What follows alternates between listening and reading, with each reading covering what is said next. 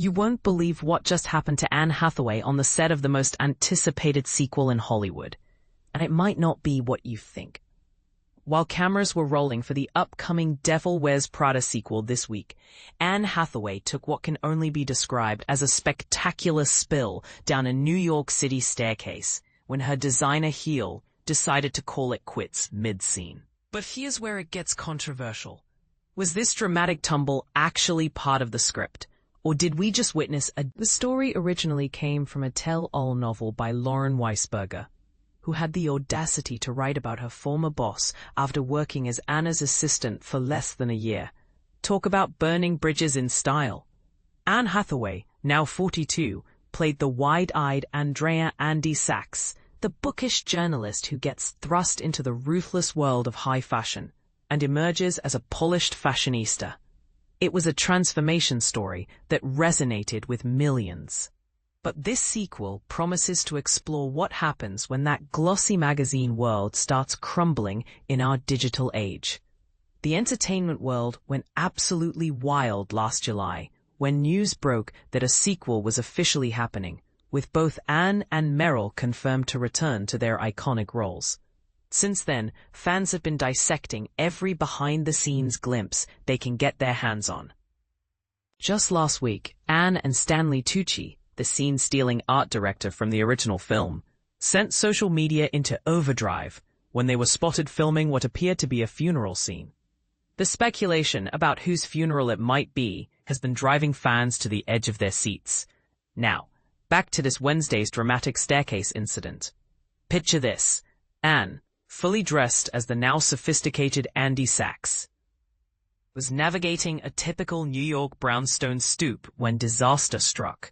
Her heel gave way, sending her tumbling in what looked like a perfectly orchestrated fall. Except nobody could tell if it was intentionally choreographed or a genuine accident. The uncertainty is what makes this moment so intriguing. What happened next, though, was pure Anne Hathaway magic. Instead of showing any signs of distress, she bounced back up with a radiant smile, threw her arms triumphantly in the air, and struck a playful pose that immediately reassured everyone watching that she was completely fine.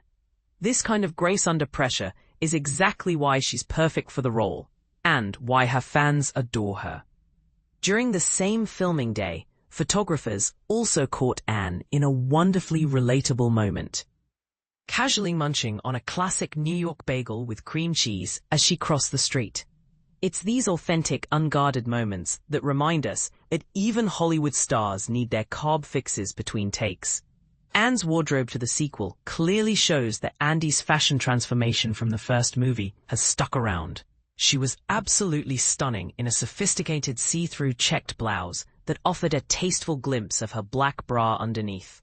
A bold choice that perfectly matches the fashion-forward world these characters inhabit. Her outfit was completed with a matching black pleated skirt that fell elegantly past her knees, cinched at the waist to highlight her graceful silhouette. The look was accessorized with orange-tinted sunglasses, a classic string of pearls, a sleek black handbag, and of course, those now infamous heels that caused all the drama. The reunion of the original cast has been nothing short of spectacular. Meryl Streep is back to terrorize employees as the formidable Miranda Priestley, while Emily Blunt returns as the perpetually stressed senior assistant Emily Charlton. You know, the one who delivered that unforgettable line about being one stomach flew away from my goal weight. And this is the part most people miss. Emily's character was rumored to be based on former Vogue writer Victoria Plum Suggs, though Plum has always vehemently denied this connection. Stanley Tucci is also reprising his role as the wonderfully sharp-tongued art director Nigel Kipling, the man who gave us the iconic warning to gird your loins whenever Miranda was approaching. The creative team behind the camera remains largely unchanged, which is fantastic news for fans. David Frankel returns as director, and Aline Brosh McKenna is back as the screenwriter, ensuring that the sequel maintains the same sharp wit and emotional depth that made the original so beloved. However, the sequel is also bringing in some exciting fresh faces. Kenneth Branagh has joined the cast as Miranda's new husband. Imagine the dinner conversations in that household. Australian actor Patrick Bramall is stepping in as Andy's latest romantic interest, which should provide some interesting relationship dynamics. The cast also includes some unexpected additions like Timothée Chalamet's sister Pauline, The Office's BJ Novak, and even YouTube sensation Amelia de Moldenberg from Chicken Shop date fame. This mix of established actors and internet personalities perfectly reflects the sequel's theme about traditional media meeting the digital age. Speaking of themes, here's where things get really interesting and potentially divisive. While Lauren Weisberger did write a sequel novel called Devil Wears Prada, the movie is taking a completely different direction. According to industry reports, the film's plot focuses on Miranda's desperate attempts to keep Runway magazine relevant in an increasingly digital world where traditional print media is becoming obsolete. She's trying to strike a crucial deal with a luxury advertising firm, but there's a major obstacle.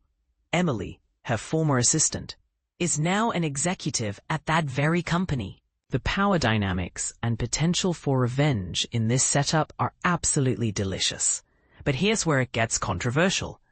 Is this storyline a little too close to reality?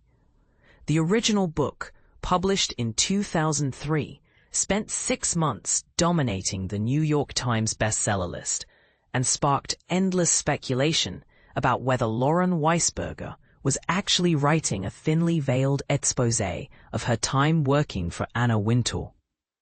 The real Anna initially played it cool, telling the New York Times that she was simply looking forward to reading the book. However, behind-the-scenes sources later revealed to Jerry Oppenheimer, Anna's unauthorized biographer, that the Vogue editor was actually spitting fire and felt completely betrayed by her former assistant. What's fascinating is how Anna ultimately handled the situation when the movie premiered 3 years later. In a brilliant PR move, she showed up to the New York City premiere wearing Prada. Talk about owning the narrative. Years later, when CNN directly asked her whether she considered the novel a breach of trust, Anna's response was diplomatically measured but loaded with subtext. I think that she brought attention to fashion in a way that you can look at it in a negative way or a positive way. I choose to look at it in a positive way. In some ways, I think I should be grateful to her. That pause and weak laugh before her response spoke volumes about her true feelings. And this is the part most people miss. The sequel's timing couldn't be more perfect or more pointed. As traditional fashion magazines continue to struggle with declining relevance in our social media-dominated world, Miranda Priestley's fictional battle mirrors real-world challenges facing industry titans like Anna Wintour herself. Are the filmmakers deliberately holding up a mirror to the current state of fashion media?